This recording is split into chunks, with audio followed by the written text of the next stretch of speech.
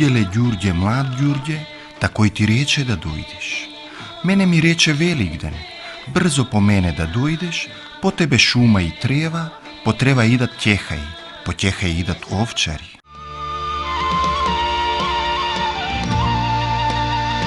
Ѓурѓовден е еден од најголемите пролетни празници. Спаѓа во редот на календарски неподвижни и секогаш се празнува на 6 мај во чест на свети великомаченик Георги, кој, ширејќи и штитејќи ја Христовата вера, бил подложен на најсвирепи измачувања. Ѓурѓевден се смета како ден од кога почнува летната половина од годината. Бидејќи тој е мегник, значи се наоѓа на некоја граница, секое гранично место, без разлика дали станува збор за гранично место кога зборуваме за простор или за гранично место во временски период од денот или од календарот. Значи дека тој е полн со една неизвестност, да се биде на граница значи да се биде ни ваму ни таму или истовремено припаѓајќи и на двете места. И во таа смисла граничните места се полни со обредни активности, па затоа и Ѓурѓовден е еден од празниците кој што е многу полн со обредни активности. Карактеристично за Ѓурѓовден е дека го слават и македонците со православна исламска вероисповест, албанците, турците, власите, ромите. Пред и за време на Ѓурѓовден се изведуваат многу обичаи со магиско-апотропејски карактер. Најкарактеристични се обичаите одење на биље, ѓурѓовденско капење со лековити билки, ѓурѓовденско Берењето на билките, тоа најчесто се вршело еден ден пред Ѓурѓовден и тоа пред изгревот на сонцето.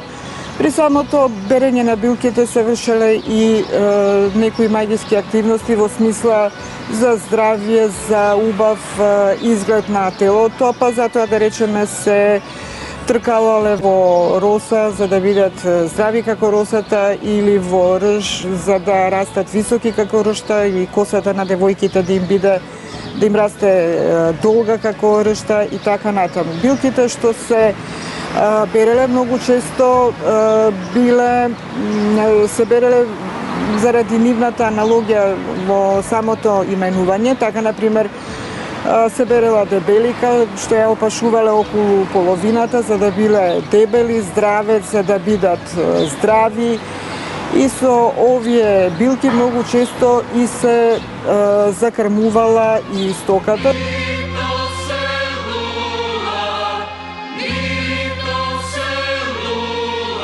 Можеме да го споменеме обредното нишање, кое во минатото имало многу големо значење.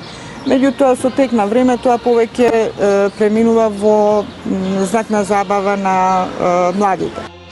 Обичаите за Ѓурѓовден се изведувани со голема радост, со љубов, со верба во нивната магиска сила. Со народни умотворби, со благослови, со песни и игри се величи името на светецот, со пожелби за среќна и бериќат на година. На Ѓурѓовден се вршеле договарања на работи, се најмувале работници или пак на ниво на селска заедница, тогаш се договарале говедари, овчари, пољаци и најчесто оваа работа била од Ѓурѓовден до Митровден или и од Митровден до Ѓурѓовден и во овие денови се вршело исплатата за полугодишната работа.